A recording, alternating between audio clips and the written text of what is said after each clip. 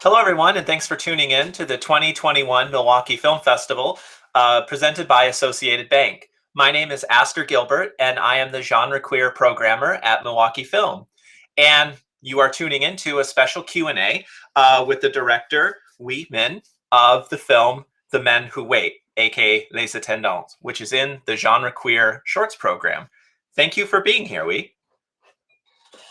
Thank you. Yeah, it's very nice to see you. Yeah. So to dive right into the film, I wanted to ask, so this film focuses around the subject of a slag heap, a former mining facility. And I want to know what attracted you to the slag heap as a location to shoot the film and as a theme that keeps coming up. Yeah, I think the idea came around more than 2 years ago, because at that moment I was still in Vietnam, and there was a chance to move to France for 2 years program in an art contemporary studio here. And so that's what my, so for that I need to have some project to propose to the studio. And so I think it's after a trip to Belgium, actually, that in May 2018, yes, that I went to visit some mining museum, and then that was my first time to know that there is such a landscape, a hill that come to be in because of the mining industry. And then when I came back to Vietnam after that trip, I started to think about what I would propose to this studio in France. And then I was very interested in how, I don't know, I always interested in the place first, and then I wanted to try to do something here in France or Belgium, in Europe, basically. And it's totally new for me. So I think the idea of making a film in a strange place, which is this slat heap, we can call it coal hill, is kind of very inspiring at the beginning. And for me, I think in this film is somehow it's also a continuation of what I did so far in my previous films, which is also about the attachment of somebody to home, to his or his own home. And so I think even though this slat heap is a strange place for me, but I'm sure that there is some certain attachment, a personal attachment of this place to somebody else. So I think that could be a starting point of this film. And then of course, that kind of feeling when I was in the nature, when I was in the forest, somehow it's always evoke that kind of sensuous feeling. And I think it's come very close to the cruising activity. So there is a kind of two lines of attachment to one's own home, and then cruising, which is searching for desire, how to make them happen together in one place like that. So that's the idea of the film. Yeah. Awesome, thank you. And that kind of sets up my next question. You talk about these themes of attachment to home, but also throughout your work, there's definitely this focus on memory, like with your previous feature, The Treehouse, cultural memories, individual memories, and how they connect to these locations. And I wonder if you could speak a little bit about your interest in memories and how that played into this film, because there are these two completely different relationships, right? There's the two cruising men who talk about their relationship to this location, this mining area, and then there is the lone man who talks about his like home and his feelings on that. So I was wondering if you could speak a bit about your interest in cultural memories, personal memories, and how like film, how cinema relates to that topic.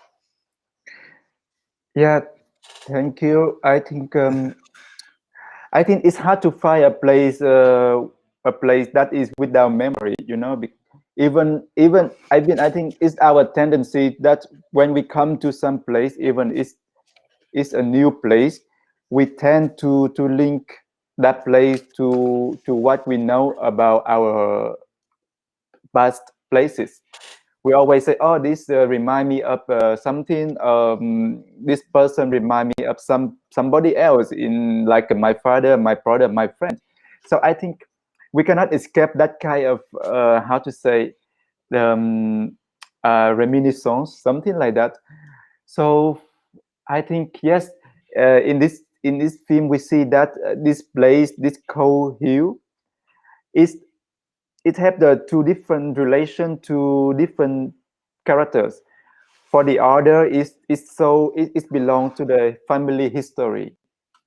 So when he come here, even though at the first point he come here to fulfill his desire to meet his uh, another man, but then this play at the first point it in the is in the flow of his family history because his father used to work in the mining, and then because of the mining that there was this hill that now where he's having his cruising. So this kind of cannot separate it. But again, another side that we have the third man, that for him this play is so it's strange. You know, it's just a place, a temporary place, because he's homeless. His memory is about some place else that very far that we cannot see. And then I think these two memories, how they, it's like a circulation of desire, because the third man see that the first two men having sex, and then maybe it's evoked inside him a kind of desire or not. We are not sure. And then maybe it also remind him something of home. You know, there is a kind of bizarre connection of desire and memory here, which I think I'm very interested in saying in that film. And what else? Well, yes. Perfect. Yeah. Thank you for that. I really appreciate the you know expanding on that. One other question that I had is and this is more about like the technique of the filmmaking process than the themes. In a previous interview that you did with Film Comment, where you were asked about quitting film school to focus more on an experimental kind of radical cinema, you say that you wanted to experiment with narrative and focus on editing because it's the most interesting part. And I lit up because one, the editing in this film, The Men Who Wait, is amazing. There's a stillness to the film, but there's this like really poetic rhythm that drives the film that is just incredible. And personally, I think editing is like the most important part of a film. You make the film in the editing. So I am curious to hear your thoughts on the editing process. How did that shape this work, and how you approach editing as this, like, as you said, most interesting component of the film? Yeah. Yeah, this is a very interesting question, because I think for this film, The Man Who Wait, I want to experiment with analog way of making film. So for this film, we filmed it in 60 millimeter, and then we edit on a Moviola cutting machine. So it's like a long past history of cinema that yeah, we it's nice anyway. But basically so this because I knew in advance that this film is will have very limited way of editing. You know, you only cut and stick the film together. So the shooting in a way is we have to very sure that what we shoot more or less 90%, let's say, we will use in the editing. And because this was my first time to edit on Moviola, so I have I had to limit myself that I couldn't I didn't know how to use so much the technique like overlap and stuff like that. So the film, in a way, I think that's what interesting too. That it's very simple. It's just the rhythm and the connection decided by the cut. It's not decided by the by the other effect of editing like overlap or something like that. Even the sound, also the sound is very direct. It cut, so we don't have the overlay of a sound. It's not come from the idea. It's come from the medium of the way of working. Yes, and I think this time of editing on the Moviola, it helped me a lot in reflecting at, again at the way of editing, because because in when we edit on the computer, it almost become unconsciously that an editor will go back and forth, because it's so fast, it's so convenient. We don't even think about the action of going backward in the timeline, so we just, okay, let's see again the beginning, and then just less than 1 second we're already in the beginning. But here in the Moviola, I mean, to go backward is already require a lot of effort, because it's all by hand. So it's really that you feel that everything you do is heavy, and it's heavy because of the machine, not because of your mind. But then it's that kind of thing. I think the first time I felt it, and I think it will stay in me. Even in the future films, of course, I will edit on computer, because this film is, if for short film like this is okay, but for feature film is a hell to edit like that. But then I think it grow in me that kind of thinking about editing. Yeah. That's really fascinating to hear. I really like your description that the editing choices come from the medium, not so much from the idea. Yeah, it's true. Yeah. Did you find that inspiring for your creativity, or were you more frustrated by the limitations? Because it's a whole different world working with the Moviola than, Yeah, say, it's true. Avid or Final Cut. Yeah, but because in a way, it's always the way I work. Because when I have the idea for a film, the first thing I think is that what is the limitation to make this film? You know, the limitation is it could come from basically from my how to say, my lack of knowledge of medium. I think it's very experimental way of making film, that it's not about that what we experiment, but what we limit ourselves. Because yeah, I think we don't have so much money, we don't have so much means, so we really have to how to say, to navigate in this very thin thin line of limitation. But yeah, it's not frustrating at all. It's very nice, it's very nice.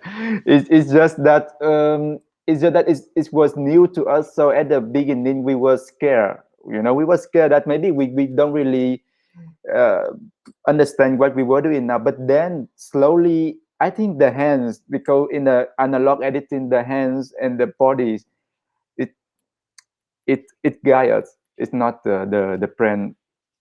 Of course, it's brain too, but okay. Excellent. I find that very inspirational, and I hope we have a lot of film students and filmmakers that attend our festival. So hopefully they're picking up knowledge here. I've heard in the past, I've read that you've described it as a what do you call it? Available cinema, right? Like working with what you have to make something as kind of part of the experimental creative process. So Yeah, it's true. Yeah. thank you for sharing that. So I guess to wrap this up, is there anything that you're working on now that you can talk about, or how can people find you and support your work in the future? Um, I'm working on many small things now. Like there's an installation I will finish soon in June, and there will be a short film we just finished that I made with my boyfriend. But I don't know, but it's like it's I don't know how to say. I'm a bit drunk, but but I don't know. But it's fun, because at the same time I'd like to experiment with different things, installation and making a film in Belgium, in France. But I think at the foundation of everything is still that the thing that you asked me at the beginning is the memory of home. Even I do it in a different places, but that's it. Yes. Awesome. Well, thank you so much. Sorry. Yes. Go ahead. No. I'm just sorry because I drink too much wine. So that's okay. Hey, for the audience out there, it's 7:00 p.m. in France right now, where we is coming from. So, Okay. no, this was really wonderful. Your answers are beautiful. Thank you for taking the time to talk with us. And for all the audience members out there, please do check out The Men Who Wait in the GenreQueer Shorts program. It's one of my favorite films of the year. I'm so happy that we were able to bring it to Milwaukee virtually. So Thank you. thank you so much. We appreciate you being here. Yeah. And we hope to see your films in the future. Yeah. Have a good day. Yeah. Yeah. You too. Bye-bye. Yeah. Bye.